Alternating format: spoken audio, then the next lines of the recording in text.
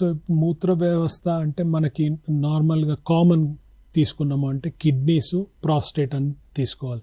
Kidneys కొరకు ఏం చేయొచ్చు అంటే మనం నీళ్ళు ఎక్కువ తాగాలి, 3 to 4 లీటర్స్ తాగడము, ఉప్పు తక్కువ తినడము. ఓకే, జనరల్ డయటరీ హ్యాబిట్స్ ఉంటుంది. ఇప్పుడు కిడ్నీ క్యాన్సర్ రిస్క్ ఫ్యాక్టర్ వచ్చేసి ఒబిసిటీ, అంటే మీరు లావుగా ఉన్నారు, పొట్టైడ్ ఎక్కువ ఉన్నది అంటే కిడ్నీ క్యాన్సర్ వచ్చే ఛాన్సెస్ ఎక్కువ ఉంటాయి, ప్రాస్టేట్ క్యాన్సర్ వచ్చే ఛాన్సెస్ ఎక్కువగా ఉంటాయి. సో కొద్దిగా సన్నగా హెల్దీగా ఉన్నారు అంటే బెటర్.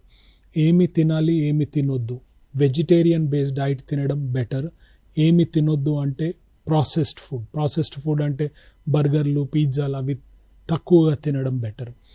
ప్రాసెస్డ్ ఫుడ్ తినడం తక్కువ, హై క్యాలరీ డైట్ తినడం తక్కువ, మీట్ ప్రోడక్ట్స్ తినడం తక్కువ. అది తగ్గించడం అంటే క్యాన్సర్ వచ్చే ఛాన్సెస్ తక్కువగా ఉంటాయి.